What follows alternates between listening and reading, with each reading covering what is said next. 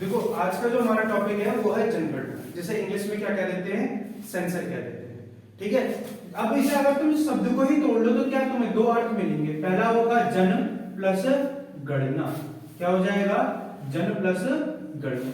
अब अगर हम बात करें तो जनगणना है क्या, तो जन प्लस गणना का मतलब है हमारे यहाँ की जो जन का मतलब होता है जनता, जो हमारे यहाँ की जनता है उसकी क्या करना, गणना करना, क्या कहलाता है, जनगणना। सेंसर की हमें जरूरत क्यों पड़ती है, तो पहली चीज क्या आती है, सेंसर, या जिसे हम क्या कहते हैं, जनगणना। जनगणना की हमें जरूरत क्यों है, देखो मैं तुम्हें बार बार कहता हूं कि तुम्हारे परिवार में कि मान लो 4 या 5 लोग, अब तुमने कितने रुपए कमाए, 20,000 रुपए तुम्हारी मंथली क्या है, इनकम। पर अब धीरे धीरे तुम्हारा क्या हुआ कि तुम्हारे परिवार का जो सदस्य हैं उनकी अगर मैं बात करूं तो परिवार के सदस्यों में मान लो तुम्हारी शादी हो गई, 2 भाई थे तुम और उनकी क्या हो गई, शादी हो गई। और तुम्हारे परिवार में पहले क्या थे, 5 लोग थे और अब कितने हो गए, 7 लोग। और परिवार की जो टोटल इनकम है वो कितनी है, 7 क्या है, 2,000 रुपए। तो अब तुम्हें क्या करना होगा, अपनी चीज को, पहले कितने थे 5, इनकम कितनी थी 20,000 रुपए, और अब कितने 7, क्योंकि 2 मैरिड हो गए तो अब कितने 2 लोग और आ गए, तो खर्चा तो वही, इनकम जो है वो उतनी ही है। तो अब इनमें जो पहले जो रुपए बढ़ रहे थे वो कितने बढ़ रहे थे, प्रति व्यक्ति अगर मैं 5 लोगों को मान के देख लूं तो क्या हो जाएगा, पर व्यक्ति कितने मिल रहे थे, 4,000 रुपए। पर यहां पर अगर मैं देखूं तो 7 या 21, 3,000 रुपए भी 3,000 रुपए से कम एक इंसान को मिल रहा है। तो क्या हुआ, इसमें जो संसाधनों का जो बंटवारा है वो क्या हो गया, कम हो गया, नहीं हो गया। इसी तरह से देश की जनगणना का पर्पस यही है कि वहां की जो चीजें हैं उनका जो संसाधन है उनका बंटवारा किस प्रकार से किया जाए ताकि देश का क्या करा जा सके, विकास करा जा सके। इसलिए मेनली क्या करा गया, जनगणना को बनाया। ठीक है, और जनगणना की इसलिए क्या करी गई थी, शुरुआत। सीधे सीधे सिंपल सी बात याद रखना, जनगणना का मतलब क्या है, जन प्लस गणना को क्या कहा जाता है, जनगणना कहा जाता है। क्लियर थी बात, यहां तक किसी को कोई दिक्कत। अब देखो, अब आपसे क्वेश्चन सीधे सीधे पूछ लेता है कि जनगणना की शुरुआत कहां से हुई। पहला क्वेश्चन तो यही बनता है। तो जनगणना की जो शुरुआत है वो कब, कहां से हुई थी, तो वो देश का नाम था स्वीडन। कौन से देश से हुई थी, स्वीडन। और स्वीडन में इसकी शुरुआत कब की गई थी, 1749। कब की गई थी इसकी शुरुआत, 1749 ईस्वी में। अब देखो सबसे पहले शुरुआत, वैसे हम ये जो आंकड़ा मिलता है वो यहाँ पर मिलता है, पर अगर हम देखें तो हमारे यहाँ मौर्य एम्पायर में भी हमें क्या है, सेंसस या जनगणना की जानकारी मिलती है। क्योंकि अगर आप अर्थशास्त्र में देखोगे तो वहां एक महामंत्री थे या प्रधानमंत्री थे चंद्रगुप्त के, जिनका नाम था चाणक्य। उन्होंने अपने यहाँ की जो जनगणना करवाई थी, क्यों करवाई, ताकि वो अपने यहाँ के सोर्सेस को देख सके, पहचान सके कि किस तरह से हमें जिक्र मिलता है। पर हमें क्या याद रखना है कि जो जनगणना की जो हमें जिक्र मिलता है वो शुरुआत कब से हुई है, स्वीडन में। कब हुई है, 1949 में। अब क्या होता है कि अब हम जो बात कर रहे हैं दशकीय जनगणना, विश्व में दशकीय जनगणना की शुरुआत, जनगणना की शुरुआत जो की गई है वो किस देश में करी गई है, अमेरिका में, या जिसे हम क्या कहते हैं, US, United state of America. क्या हो जाएगा, यूनाइटेड स्टेट ऑफ अमेरिका। इसमें अगर मैं बात करूं तो यूनाइटेड स्टेट ऑफ अमेरिका, इसमें जो शुरुआत करी गई है दशकीय जनगणना की वो क्या है, कब की गई थी, 1790 में। क्वेश्चन दोनों पूछे गए कि जनगणना की शुरुआत कब हुई है, तो क्या हुई है, स्वीडन में। कहां पर हुई है, स्वीडन में।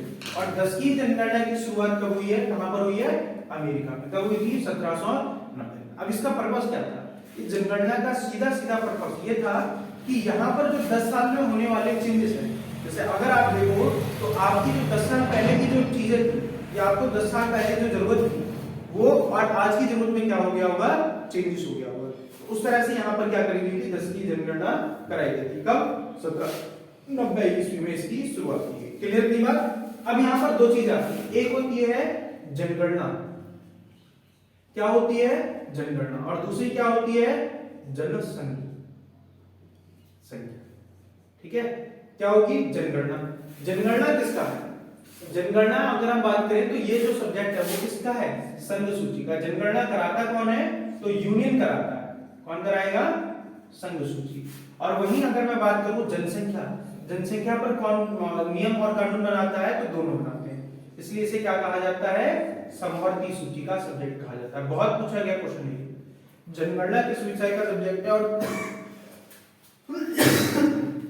जनसंख्या किसका है? जनगणना संघ सूची का, जनसंख्या किसकी है, समवर्ती सूची। जैसे आपने देखा होगा कि पहले एक परियोजना चलाई गई थी राजीव गांधी के समय में, जिसका नाम था आपने देखा होगा परिवार नियोजन के नाम से। मतलब जब देश की जनसंख्या बहुत ज्यादा बढ़ रही थी तो उस पर नियम किसने बनाया था, केंद्र सरकार ने।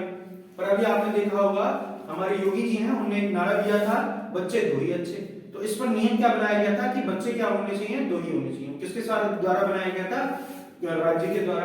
तो यहाँ पर जो नियम है जनसंख्या से रिलेटेड वो कौन बना सकता है, राज्य और केंद्र दोनों बना सकते हैं। वहीं अगर मैं जनगणना की बात करूं तो जनगणना कराता कौन है, तो यूनियन कराता है। इसलिए ये किस सब्जेक्ट का विषय हो जाएगा, संघ सूची का विषय हो जाएगा। ये चारों के चारों पॉइंट जो मैंने आपके सामने लिखे हैं ये क्या है, मोस्ट इंपोर्टेंट पॉइंट्स के तौर पर जाना जाता है। क्लियर इतनी बात?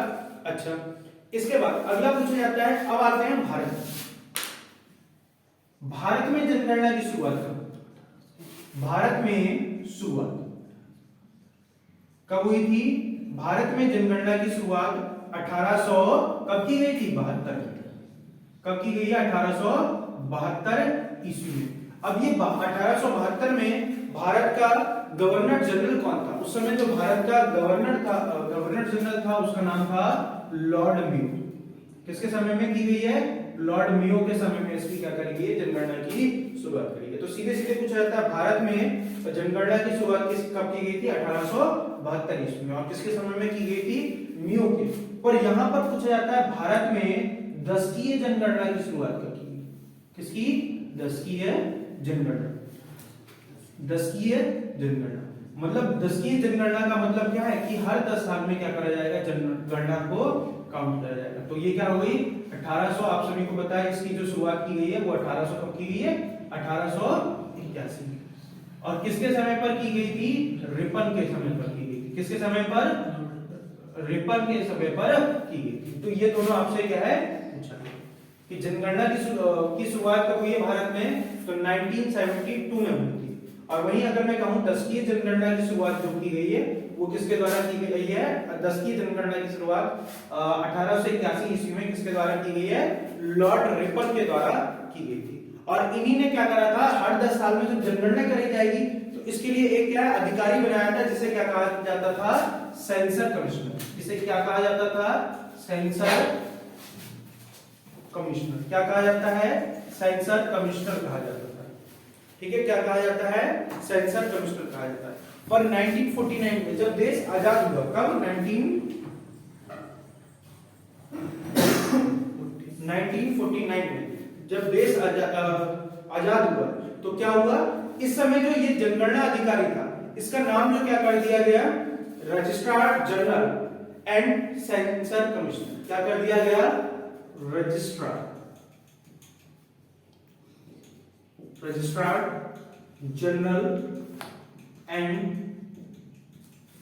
सेंसर कमिश्नर कर दिया। क्या कर दिया गया, सेंसर कमिश्नर कर दिया गया। इसका काम क्या है कि जनगणना से रिलेटेड जितनी भी चीज है उनका जो प्रमुख अधिकारी कौन हो जाएगा वो। अब इसको पद का निर्धारण कब किया गया था, 1949 में किया गया था। क्लियर है की बात, ये चीज आपको याद रखना है। जो हर 10 साल में क्या कराया जाता है, करवाता है, जनगणना को कराया जाता है। तो आपसे अगर पूछे कि वर्तमान में जनगणना करवाने का ये कमिश्नर होता है, ठीक है, जनगणना कराने का जो काम है वो किसका है, registrar general and sensor commissioner का ये काम है कि वो हर 10 साल में क्या कराएगा, जनगणना को कराएगा। तो ये क्या है, डायरेक्ट क्वेश्चन पूछा जाता है। अगर आपसे पूछा जाए कि भारत में अब तक कुल कितनी जनगणना हुई, मैं कह रहा हूं अब तक कुल कितनी जनगणना हुई है, तो अब तक याद रखना जब हम क्या करेंगे, इसको इंक्लूड करेंगे तो ये अब तक कौन सी हो गई है, 15वीं। कितनी हो गई है, 15वीं जनगणना हो चुकी है। 15 क्या हो चुकी है, जनगणना हो चुकी है अब तक। पर अगर मैं कहूं स्वतंत्र भारत की 1957 के बाद, क्योंकि आप देखेंगे कि हमारा देश क्या हुआ है 47 में क्या हुआ है, आजाद हुआ। और आजादी के बाद अभी जो 10वीं जनगणना जो हुई है वो कब हुई है, 1951 में हुई। और 1951 से लेकर अब तक जो जनगणना हुई है वो कितनी हो चुकी है, तो ये अब तक 7 जनगणनाएं हो चुकी हैं। कितनी जनगणना हो चुकी हैं, 7 गणना और 7वीं जनगणना हो चुकी है। क्लियर इतनी बात। और हम जो हमारा जो टॉपिक है वो है 7वीं जनगणना, जिसे हम क्या लेते हैं 2011 की जनगणना। क्लियर इतनी बात। यहां तक किसी को कोई दिक्कत? और आपको पता है इस बार जो साल चल रहा है वो कौन सा चल रहा है? 2023 चल रहा है। इस समय कौन सा साल चल रहा है? 2023 चल रहा है। और 23 में आपको पता है कि जनगणना क्या होनी थी? 2021 में होनी थी। और इस बार कोई 2021 में कोविड की वजह से कोई भी जनगणना नहीं हुई। इसके लिए ये क्या हुई, इस जनगणना को यहां से हटा दिया गया। और इसका जो रिजल्ट आएगा वो कब आएगा? 2024 में। कब आएगा? 2024 में। तो क्वेश्चन यही पूछ लेता है कि याद रखना। अब इससे पहले इस पे बात कर लेते हैं, फिर हम आगे बढ़ेंगे। 2021 की जो जनगणना है, अभी मैंने क्या बताया, कितनी जनगणना हो चुकी है? 16। तो याद रखना 2021 की जो जनगणना है वो कौन से नंबर की है? 16वीं जनगणना। कौन सी जनगणना हो जाएगी? 16वीं जनगणना। जनगणना कौन सी जनगणना हो जाएगी? 16वीं जनगणना।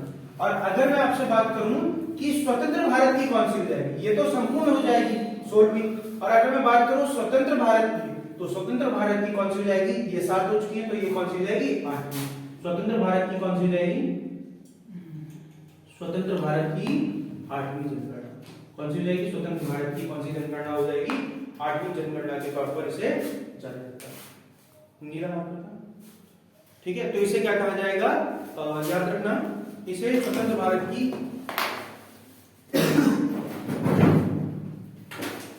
इसे क्या कहा जाता है? स्वतंत्र भारत की आप याद रखना कौन सी जनगणना कहा जाता है? 7वीं जनगणना कहा जाता है। क्लियर थी बात। इसके बाद अगला हम जो बात करते हैं कि इसके बारे में इंपॉर्टेंट पॉइंट्स कौन कौन से हैं। और तो याद रखना ये 2021 की पहली ऐसी जनगणना है जो क्या है? पेपर रहित है। मतलब क्या है? इसमें पेपर का यूज नहीं किया जाएगा। अब जो आपके घर जो जनगणना करने वाले आएंगे वो क्या आएंगे? टैबलेट लेकर आएंगे, डिजिटल फॉर्म में आएंगे। और आपसे आपके नाम, पता, परिवार के बारे में जानेंगे, तो वो किस पर फिल करेंगे? डिजिटल तौर पर फिल करेंगे। ठीक है। पहले आपके यहाँ आते थे वो कैसे? पेपर के लेकर आते थे। अब जो आएंगे वो कैसे आएंगे? वो अब डिजिटल फॉर्मेट में। तो याद रखना 2021 की जो जनगणना है वो कैसी जनगणना है? डिजिटल फॉर्मेट की जनगणना। ठीक है, याद रखना। ये भी क्वेश्चन बहुत पूछे। कौन सी हो जाएगी? 2021 की गणना कैसी हो जाएगी? डिजिटल। क्लियर थी बात। तो ये क्या होगा? हमने बेसिक पॉइंट्स के बारे में बात करी। अब एक पॉइंट तुम्हारा और बन जाता है, जिसे हम क्या लेते हैं? महान विभाजन रेखा। जनगणना की क्या हुआ था? 2 बार विभाजन। जनगणना की अगर मैं बात करूं तो कितनी बार विभाजन हुआ है? 2 बार विभाजन हुआ है। कब कब हुआ है? तो आप याद रखना जनगणना कितनी बार विभाजन हो गया है? 2। जिसमें अगर हम देखें तो जनगणना को 2 हमें पॉइंट्स याद रखने। एक है महान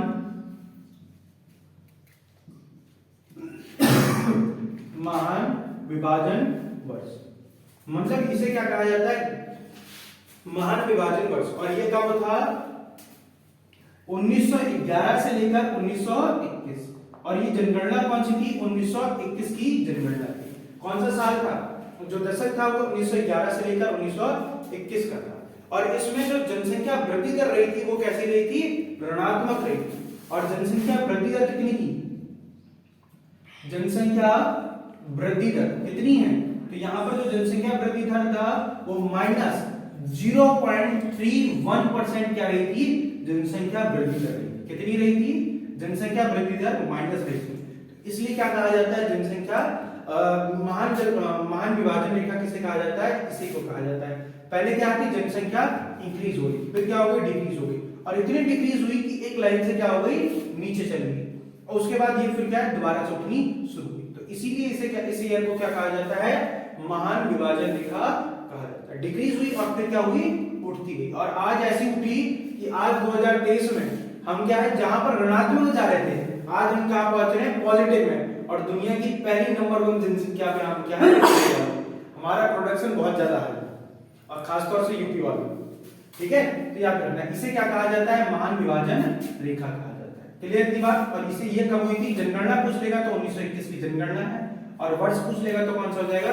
1911 से लेकर 1921 तक का हो जाएगा। अच्छा, इसके बाद अगला पूछा जाता है सर्वाधिक वृद्धि दर कब रही? भारत में ये तो हो गई सबसे कम, और सर्वाधिक वृद्धि कब हुई थी? भारत में सर्वाधिक वृद्धि दर कब रही? तो याद रखना भारत में सर्वाधिक वृद्धि दर क्या थी, वो कब हुई थी, हम भाई साहब हमारा देश आजाद हुआ, हम इतने ज्यादा खुश हो गए कि भाई साहब हमने अपनी जनसंख्या को लगातार क्या कर दिया, बढ़ा दिया। और ये जो साल था वो कब था, 1961 से लेकर 1971 तक, 1961 से लेकर 1971। और इसमें जो हमारी ग्रोथ रेट थी या वृद्धि दर जो थी, जनसंख्या वृद्धि दर, वो कितनी पहुंच गई, तो उस पे हम पहुंच गए थे 24.8% की हमने क्या करी थी, वृद्धि दर करी। ये पॉजिटिव में है 24.8, तो 24.8% की हमने क्या करी, वृद्धि करी। यहाँ पर देखो हम क्या जा रहे हैं, ऋणात्मक जा रहे हैं, और यहाँ पर हम क्या जा रहे हैं, पॉजिटिव जा रहे हैं। और अभी भी हमारी जो ग्रोथ रेट है वो क्या है, पॉजिटिव, याद रखना। और करंट का क्वेश्चन ये है कि 2023 में हम कैसे कर देंगे पीछे, चाइना को पीछा करके दुनिया की नंबर 1 जो अगर हम बात करें जनसंख्या वाला देश कौन सा हो जाएगा, भारत हो जाएगा। ठीक है, याद रखना, ये हमारी काबिलियत है, तुम देखो। तो याद रखना मान विभाजन का किसे कहा जाता है, 1911 से 1921 वर्ष कहा जाता है। ठीक है, इसमें वृद्धि दर कितना था, ऋणात्मक रही थी, -0.3% क्या रही थी, वृद्धि रही थी। सर्वाधिक वृद्धि दर कितनी है, ये ठीक है 24.8। अब मैं थोड़ा सा विश्व में बात करता हूं, फिर आऊंगा इंडिया, क्योंकि हमें विश्व के बारे में भी पता होना चाहिए। अगर मैं आपसे कहूं तो थोड़ा सा ज्योग्राफिकल, क्योंकि जो टॉपिक आता है वो ज्योग्राफी प्लस स्टैटिक्स दोनों में आता है। तो अगर हम बात करें सर्वाधिक क्षेत्रफल वाले देश, सर्वाधिक क्षेत्रफल वाले देश कौन कौन से, तो आपको पता है, मैंने बताया था सबसे ज्यादा जो क्षेत्रफल है वो किसके पास है, रूस के पास। फिर दूसरा पे नंबर पे कौन सा आता है, कनाडा। तीसरे पर कौन सा आता है, चीन। चौथे पर कौन सा आता है, यूएसए। पांचवें पर कौन सा आता है, पहला, दूसरा, तीसरा, चौथा और पांचवें पर आपका कौन सा आ जाएगा, ब्राजील। कौन सा आ जाएगा, ब्राजील। छठे पर कौन सा आ जाएगा, छठे पर आपको पता है कि वो कौन सा आ जाएगा, ऑस्ट्रेलिया। छठे पर कौन सा आ जाएगा, ऑस्ट्रेलिया। और सातवें पर अगर मैं बात करूं तो सातवें पर आपको कौन सा देखने के लिए मिलेगा, भारत। ठीक है, और आठवें पर अगर मैं बात करूं, क्षेत्रफल की दृष्टि से बात कर रहा हूं, तो आठवें पर आपको कौन सा मिलेगा, अर्जेंटीना। कौन सा मिलेगा, अर्जेंटीना। कौन सा हो जाएगा, अर्जेंटीना। और 90 पर अगर मैं बात करूं तो 90 पर दुनिया की सबसे बड़ी लैंड ऑफ कंट्री, जिसका नाम क्या है, कजाकिस्तान। क्या हो जाएगा, कजाकिस्तान। और उसके बाद 10वें पर अगर मैं बात करूं, सबसे ज्यादा जो जनसंख्या पाई जाती है वो कहां पर पाई जाती है, अल्जीरिया। कौन सी जगह हो जाएगी, अल्जीरिया। ये क्या है, 10 दुनिया के सबसे ज्यादा, अगर मैं बात करूं तो 10 क्या हो जाते हैं, दुनिया के सबसे बड़े क्षेत्रफल वाले देश हो जाते हैं। कौन से, ये क्लियर नहीं बात। तो पहले नंबर पर कौन सा आता है, रूस। दूसरे पर कौन सा आता है, कनाडा। तीसरे पर कौन सा आता है, चीन। चौथे पर कौन सा आ जाएगा, यूएसए, ब्राजील, ऑस्ट्रेलिया। ऑस्ट्रेलिया के बाद क्या आ जाएगा, भारत। भारत के बाद क्या आ जाएगा, अर्जेंटीना, कजाकिस्तान और अल्जीरिया। मैं इनकी खासियत बता दे रहा हूं, अगर लिखना चाहो तो वीडियो को पॉज करके देख सकते हो। अगर मैं कहूं विश्व का सबसे बड़ा देश किसे कहा जाता है, रूस को कहा जाता है। उत्तर अमेरिका का सबसे बड़ा देश किसे कहा जाता है, कनाडा का। एशिया का सबसे बड़ा देश किसे कहा जाता है, चाइना को, ना कि रूस को, क्योंकि रूस जो है वो एशिया और यूरोप दोनों में फैला है। ठीक है, इसके बाद अगला आ जाता है ब्राजील। दक्षिण अमेरिका का सबसे बड़ा देश कौन सा है, ब्राजील। ओशिनिया महाद्वीप का सबसे बड़ा देश कौन सा हो जाता है, ऑस्ट्रेलिया। या ऑस्ट्रेलिया महाद्वीप का भी सबसे बड़ा देश कौन सा हो जाएगा, ऑस्ट्रेलिया। भारत के बारे में आप जानते हो और भारत के बारे में भी हम देखेंगे। अर्जेंटीना पूछा जाए आपसे, सीधे पूछ लेता है भारत से ज्यादा किसमें क्षेत्रफल है और भारत से कम किसमें, तो वो कौन सा हो जाएगा, अर्जेंटीना। अर्जेंटीना अगर आपसे पूछ ले तो इसके ये कौन से महाद्वीप में स्थित है, तो अर्जेंटीना आपका, अर्जेंटीना याद रखना कौन से महाद्वीप में हो जाएगा, आपका दक्षिण अमेरिका महाद्वीप में स्थित है। कजाकिस्तान दुनिया की सबसे बड़ी लैंड लॉक कंट्री या स्थल अवरुद्ध देश के तौर पर किसे जाना जाता है, कजाकिस्तान को। अल्जीरिया की अगर मैं बात करूं क्षेत्रफल की दृष्टि से अफ्रीका महाद्वीप का सबसे बड़ा देश किसे कहा जाता है, तो वो चीज आप याद रखें। क्लियर, तो इस तरह से हम क्या करते हैं, विभाजन करते हैं। क्लियर। अब इसके बाद आते हैं जनसंख्या के आधार पर। किसके आधार पर, जनसंख्या के आधार पर विभाजन। किसके आधार पर, जनसंख्या के आधार पर विभाजन। और जनसंख्या के आधार पर अगर हम विभाजन की बात करें तो सबसे ज्यादा जनसंख्या वर्तमान में किसके पास है, तो वो है चीन के पास।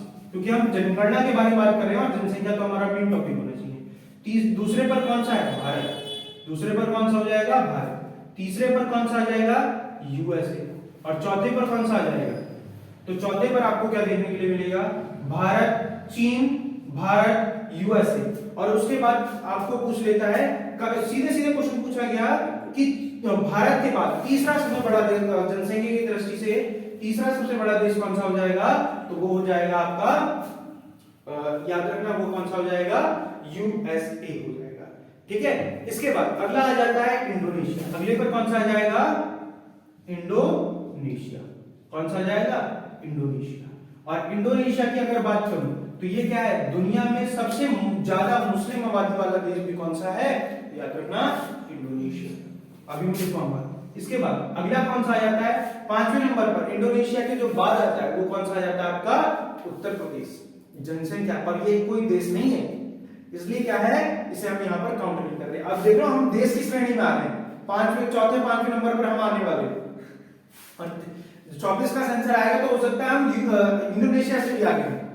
ठीक है, तो ऐसी चीजें यहाँ पर आपको देखने के लिए मिलेगी। इसके बाद अगला देश कौन सा आ जाता है? ब्राजील। अगला क्या आ जाएगा? ब्राजील। और ब्राजील के बाद अगला देश आ जाता है पाकिस्तान। हमारा बेटा हमसे कम थोड़ी ना रहेगा, जितने पापा आगे रहेंगे बेटा क्या आएगा? पीछे पीछे आएगा। और बेटे के पीछे पीछे कौन आएगा? होता आएगा, नहीं आएगा। तो अगले नंबर पर कौन सा आ जाता है देश? बांग्लादेश। कौन सा देश हो जाएगा? बांग्लादेश। सबसे ज्यादा जो पॉपुलेशन रहती है वो कौन से देश की रहती है? चाइना की। और चाइना की अगर मैं बात करूं तो चाइना की जो पॉपुलेशन है वो 137 करोड़ है। कितनी है? 2011 की बात करूं, ठीक है। तो चाइना की कितनी है? 137। मतलब अगर मैं कहूं तो टोटल दुनिया की कितनी परसेंट पॉपुलेशन है चाइना के पास? 19.5% पॉपुलेशन रखता है अपने पास कौन? चाइना।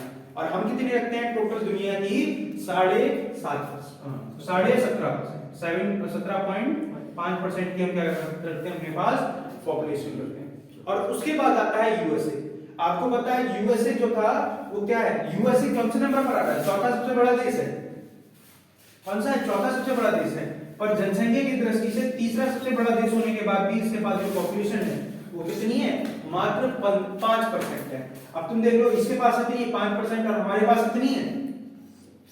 ठीक है, 17.5%। इंडोनेशिया के बारे में याद रखना, सर्वाधिक मुस्लिम आबादी वाला देश। सर्वाधिक मुस्लिम आबादी वाला देश, ये बेटा बहुत पूछा गया। मुस्लिम आबादी वाला देश, तो वो कौन सा हो जाएगा? इंडोनेशिया। सर्वाधिक मुस्लिम आबादी कहां पर है? इंडोनेशिया में। अगर आपसे पूछा जाए विश्व में भी पूछ ले, चाहे एशिया में, तो वो कौन सा हो जाएगा? भारत। और अगर आपसे पूछा जाए दक्षिण अमेरिका का सबसे बड़ा देश कौन सा, जनसंख्या की दृष्टि से सबसे बड़ा देश? दक्षिण अमेरिका, सॉरी उत्तर अमेरिका का, तो वो कौन सा हो जाएगा? यूएसए। याद रखना इस पॉइंट को। इंडोनेशिया, इंडोनेशिया क्या होगा? दुनिया में सबसे ज्यादा मुस्लिम आबादी वाला देश कौन सा हो जाएगा? इंडोनेशिया। ब्राजील, ब्राजील क्या है? दक्षिण अमेरिका। दक्षिण अमेरिका महाद्वीप का सबसे बड़ा जनसंख्या की दृष्टि से सबसे बड़ा देश हो जाएगा। इन 5 के बारे में तो आपको खासतौर से याद रखना। क्लियर है बात? यहां तक किसी को कोई दिक्कत तो पूछ लो। और अगर आपसे पूछ ले कि ये तो होगा सबसे ज्यादा और दुनिया में सबसे कम जनसंख्या कहां पर है, तो आपको याद रखना सबसे जो छोटा देश है क्षेत्रफल की दृष्टि से सबसे छोटा, वो कौन सा है? Vatican city. कौन सा हो जाएगा? Vatican city. कौन सी जगह हो जाएगी? Vatican city. और उसी तरह से दुनिया में सबसे कम जनसंख्या भी कहां पर पाई जाती है? तो वो भी कहां पर पाई जाती है? वेटिकन सिटी पर पाई जाती है। और ये कितनी है? तो याद रखना, ये यहाँ पर जो पॉपुलेशन है वो कितनी है? 1000। लगभग 1000 के आसपास यहाँ पर क्या लोग रहते हैं? ये वेटिकन सिटी में रहते हैं। क्लियर थी बात? और इसी को क्या कहा जाता है? पॉप की नगरी भी कहा जाता है, वेटिकन सिटी। क्लियर थी बात? यहाँ तक किसी को कोई दिक्कत तो याद रखो। इतना ही रखते हैं फिर आज। फिर इसके बाद हम क्या करेंगे? नेक्स्ट क्लास में बात करेंगे किसके बारे में? भारत के जनगणना के बारे में। कि भारत की जनगणना अगर हम बात करें तो आपने मोदी जी के नारे उसमें देखा होगा कि मोदी जी कहते हैं 125 करोड़ की जनसंख्या है हमारे पास। तो 2011 के अनुसार वो कहते हैं, ठीक है, कितनी जनगणना थी हमारे पास? जनसंख्या 121.05 करोड़ की हमारे पास क्या थी? जनसंख्या थी। जो पूरे विश्व का कितना है? 17.5% थी। जिसमें मेल जो अगर हम बात करें 51.9%। अगर इसमें जो टोटल है उसमें कितने, अगर मैं बात करूं तो मेल कितने हैं हमारे पास? मेल। और अगला आ जाता है फीमेल। फीमेल में अगर हम बात करें तो मेल कितना हो जाएगा 51.5 और ये कितना हो जाएगा 48.5% हमारे पास क्या है फीमेल है। टोटल अगर तुम सोचो तो इतनी हमारे पास क्या रहती है पॉपुलेशन रहती है। इससे रिलेटेड सर्वाधिक जनसंख्या कहां पर है, सबसे ज्यादा साक्षरता दर कहां पर है, इन सारी चीजों के बारे में हम क्या करेंगे नेक्स्ट वीडियो में बात करेंगे। तो आज के लिए फिर इतना ही, नेक्स्ट